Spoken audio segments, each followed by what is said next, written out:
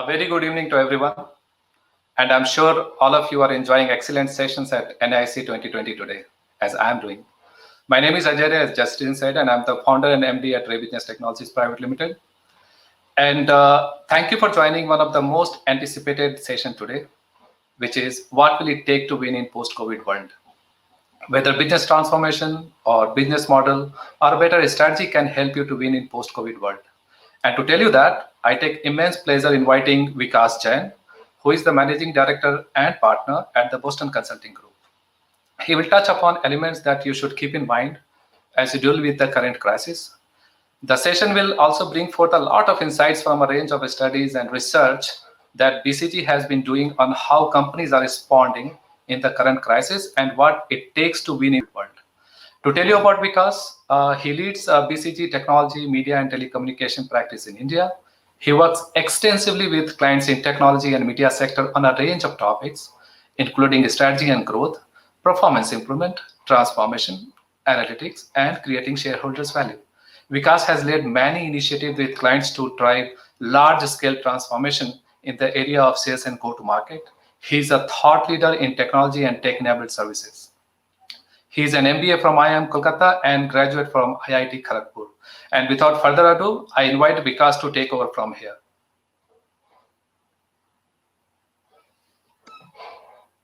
Thank you, Ajay. Thank you for the kind introduction.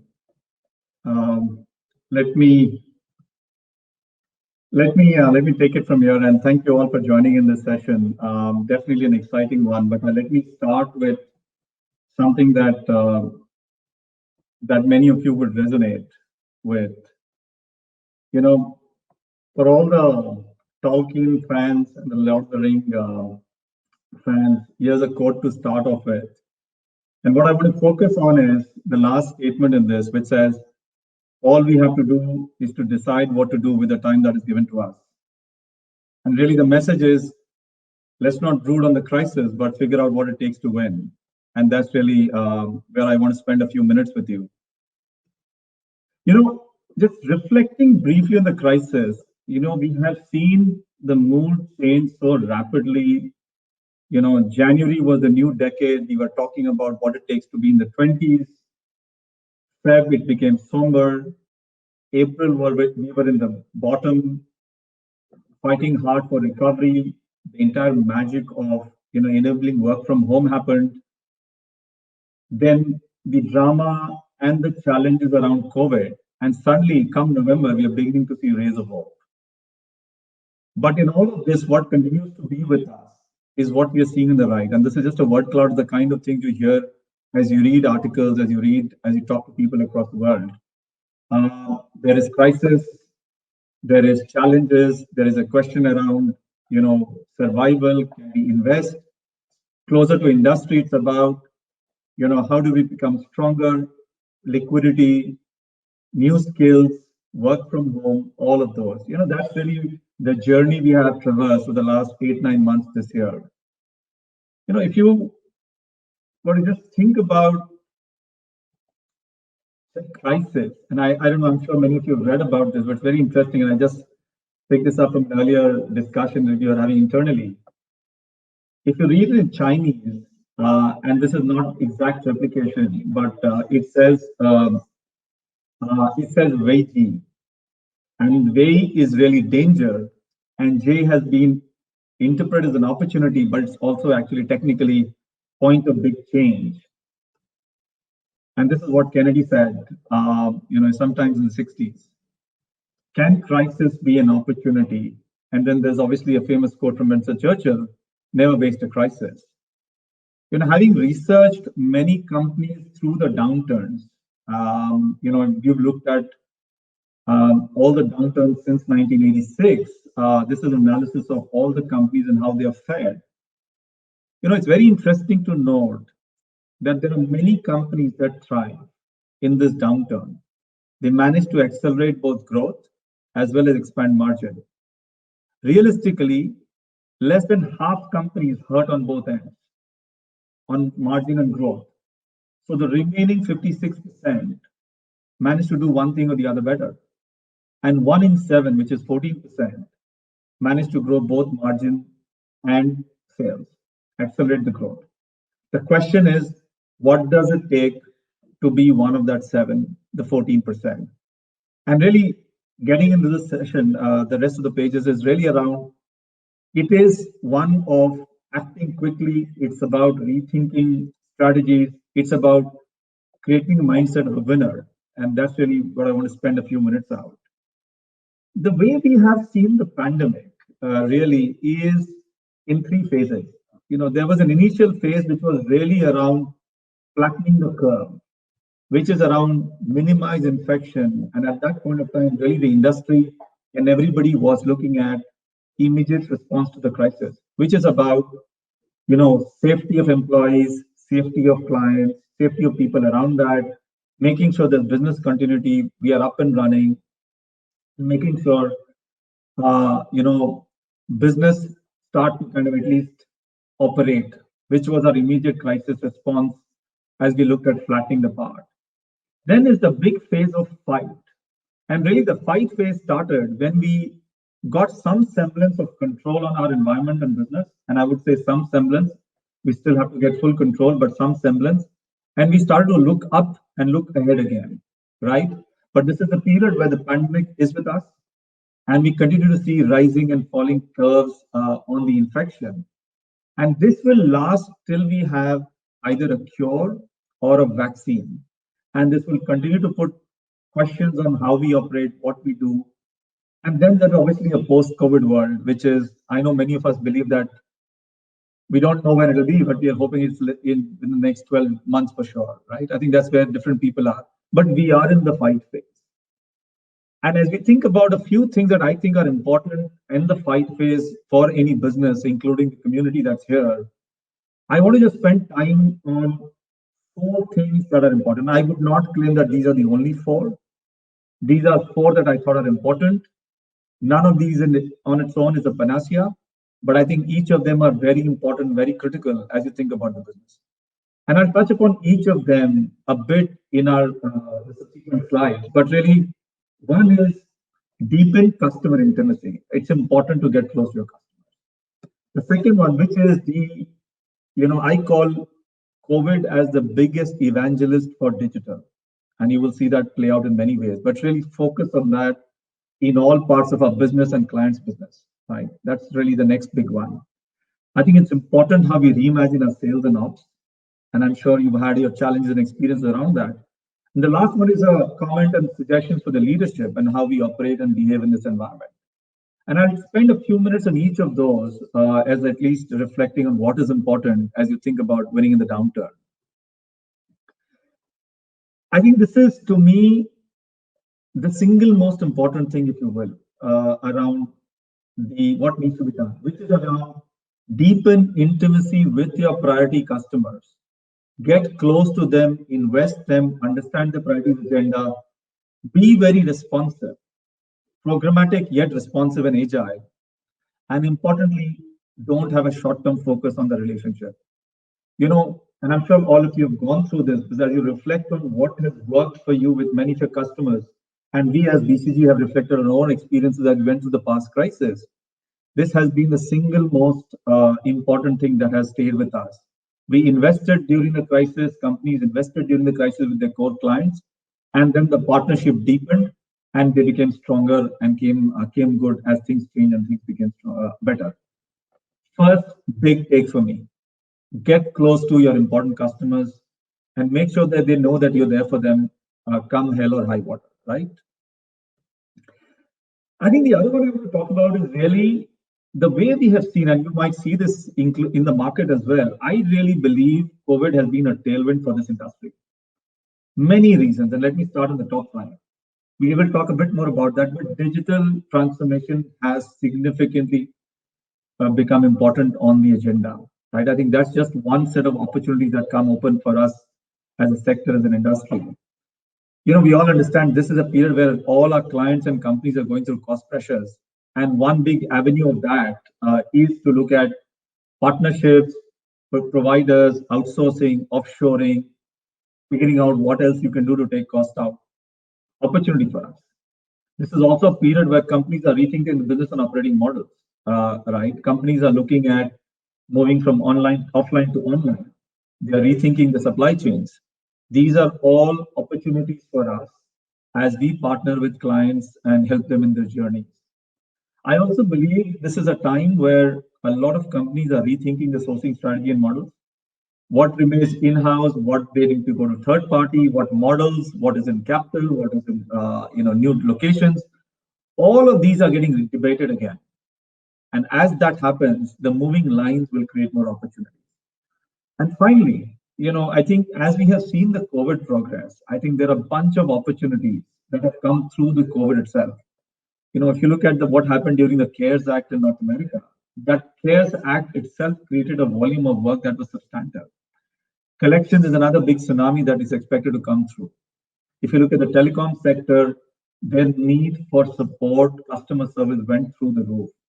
Across all facets of business, there have been immediate needs that have come through. So as we think and solve for medium term, there has also been opportunity in the short term as well, including things around data and analytics, which have become far more important. A lot of emerging opportunities, and I'm sure you're seeing this, but as I talk to a lot of my clients in the sector and the other side as well, I think this is a time where the pipelines are beginning to start to get much, much better, even though the deal flows in terms of conversion may have been slower than one would like, right? If I talk a bit more of digital, we ran a pretty large survey covering about 800 global stakeholders and across the world. And this is what came through. Digital is foremost on the minds of all of your clients. 34% believe it's going to be disruptive to the business. And I'll pick a few of these numbers. If you look at the fifth one, 80% believe it's become more urgent. 65% of respondents are investing more and more, right? Very important. 70% of these transformations are led by, I use the word C, not IO, but it could be the CMO, the CEO, the CFO. It is not your traditional CIO, CTO. Business-led, funded transformations, more investments going through, topics like cloud and cyber becoming more and more important.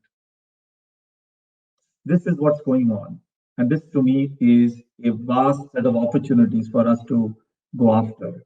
And again, just a very quick take on what is the opportunity out there for digital. I think the other thing that's happening is, when I talked about reimagining sales and ops, if you trace back what happened in the last 20, 30 years in industry, and the first wave, the second wave, and where we are today, we are accelerating our shift to remote working, but we are increasingly getting to a conversation which we call the fourth wave, which is the new reality, which starts from now, but actually is likely to persist. And you've seen the press and the comment for all the large players and how this will happen. But it's about the virtual delivery and a hybrid between remote, on-prem, and all the different models that can come together. As we have surveyed customers, and in fact did a recent piece of work with senior clients, 95% of the respondents said, we are comfortable with some version of this. Now, the extent of that remote varies, but you see some of that. Importantly, 80% expect on-site presence to come down. So rethinking your delivery and operating model will be an important part of the way forward. And this is where the benefits start to come in.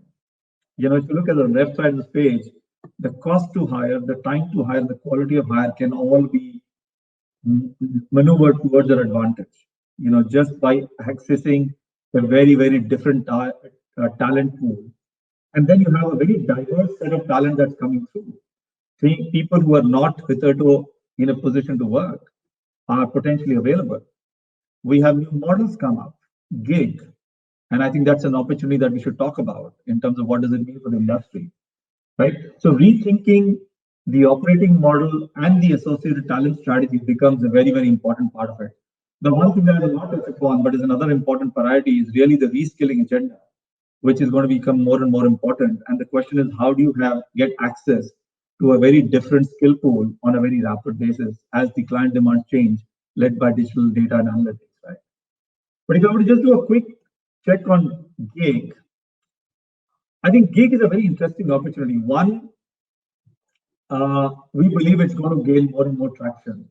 And you see a lot of small and large companies beginning to make a play there. And at the bottom, you also see a bunch of platforms, Clutch, Fiverr, Upwork, TopTal, TalentNet, all of them making a play in the gig model. But if I think about this group, I almost see that being an opportunity in three very distinct ways. One, it clearly is an opportunity to take advantage and bring your cost to serve down, right? Get better talent at the lesser price and manage the cost of utilization in a very, very different way. But that's a cost play. If I were to actually think about this, many companies struggle to actually onboard, retain, and keep specialized and niche services and talent on books, especially if you don't have enough scale and volume in that business. Gig provides an opportunity to target those new demand spaces as well. And an opportunity to say, can I embed gig as a part of my offering and actually go and offer new services to my clients, which I was not targeting earlier? And third, is this an opportunity to create a new channel for us? Especially for small, mid-sized companies, can you see gig creating a business channel which creates a small stream of new opportunity that could flow through, and you actively partner and collaborate with some of the platforms to actually source that, right? Again, different opportunities, but it's clearly something which is not just a cost play, and I also see this as a revenue opportunity as well, and something I would encourage more and more people to actively think about. We've been doing some very interesting work here, and definitely believe this is a big opportunity coming up in the future. Yeah. I think the other one I want to spend a few minutes on is really the whole space of remote selling. And I know it's been a challenging period. As a B2B person, I mean, in my role, I do as much selling as well as delivering. It is not easy to sell. When we surveyed customers, and this is a little earlier in the year, this is about May, June period, there was a set of stakeholders who were showing higher concern with remote selling. But importantly, more than half your customers are still comfortable that this is okay, right? What are the concerns? They won't be comfortable doing large contracts. It is hard to do personal engagement. Stakeholder management is a challenge. But as I've spoken to many companies subsequent to this, and I think people have found ways to kind of get around each of these. But on the other side, what's happening and where's the opportunity? I think the cost of sales are coming down. By being remote, you're ensuring safety and being respectful to your clients. But importantly, it's allowing a lot more comparison in a quicker way for them to kind of engage and figure out the answer, right? Clients are willing to engage more in virtual demos and events. This is 60% of those saying that we are comfortable doing that. And of course, they are seeking different go-to-market approaches, free opportunities, trials, POCs, and so on and so forth, depending on the service model is. But it really means that there is an opportunity, but requires a reimagination of how you're selling. And a big part of what we are expecting companies to do that is how do you embed remote selling as part of your selling operating model in the future as well? Yeah, I think something to keep an eye on. And the last one I want to touch upon is really the leadership. And these are a few behaviors that I want to call out and just very quickly touch upon these. The way the leadership behaves and drives the culture is going to be an important part of how you succeed in this environment. And it's not just about the remote operating model, but the new world. And a couple of things that I want to call out is one, it's about trust and devolving accountability and ownership a bit down. And work with not an evaluative eye, but with a coaxing and controlling. So it's less than getting to know them. It's more about check-in rather than check-out on them, right? It's about ensuring that individuals, employees do not feel disadvantaged versus an in-office environment, right? So investing in tools, in processes, in collaboration will become an important part of what you do. It's about creating social intimacy on a digital platform. Make the employees visible, acknowledge them more explicitly. These are some of the behaviors we are expecting leaders of tomorrow to do more and more. And then lastly, localizing decision-making, integrating the local teams in decision-making more and more. A set of behaviors we are beginning to see become more important as we are moving to a very different operating environment, a new world. This does not take away the ownership and accountability the leaders have to demonstrate to deal with this crisis with a strong, what we call the commander's intent. And this is some of the things that we expect the leaders to do. I will close with one story. And, this is, I'm sure many of you are familiar with the Uniqlo brand. They've also started to become quite popular in India now. This is the apparel brand from China, and in some way was a mass market franchisee. But I want to take about their story and how they dealt with this crisis to become one of those 14% that I talked about. So if you think about Japan and the 90s, it was a period which was a difficult one. Stagnation, falling incomes, coming up all the way to the dot-com crisis, if you will, uh, where consumer behavior was rapidly changing, right? The ability and willingness to spend on high fashion was beginning to come down. And this is the point that Uniqlo, coming up this crisis, took advantage of. On the left side, you see, getting through the dot-com crisis of the 90s and end of 90s, they actually expanded margin almost 2.5 times. And they gained market share almost 3 times. So this is what it means by, taking advantage of the adversity. What they did. If you understand the fashion and apparel industry a bit, you will realize that the SKUs really drive the cost structure. So doing many fashion, many SKUs, many fashion designs, what they did was they said we will go wide on colors but standardized design because this was attacking the mass market fashion, right? So less styles, more sizes, and more colors. And if you walk into any Uniqlo store, you will see that for real. They were the first ones to actually move away to a private label model. And if you, again, the nuance of the fashion industry, private labels are far more attractive from a commercial and economic standpoint than the traditional broader fashion play. They were the first ones to take manufacturing from Japan and take it to China. At that point where this was not very common. And they re-architected their entire store. If you walk to it, Uniqlo store looks like a warehouse. Some very, very fundamental changes in the business and operating model that made them far more attractive brand for the mass market, responding to the economic environment and the crisis that they were faced with, pivoted their business model, the product offering, their economic model, and came out really, really strong. This is the reimagination that we're talking about, and this is what it takes to win. And there are many components of this that could be adapted in what you do, but just something to kind of reflect on. And I will close my presentation with this in terms of what I want to leave with you. Never waste a crisis. There is advantage in adversity. Take hold of that. Can you do a leapfrog? Find your Uniqlo moments. Invest for the future. I know it's hard when you have liquidity challenges to look at a long term, but it's important time to stay close to customers, invest, and think of a future where I think you can come out stronger. Reimagining the business is important, and accelerating innovation is one more of those. So, in closing, no silver bullet, but at least a few things I want to share with you in terms of what it will take to win this crisis. Thank you for the opportunity, everyone.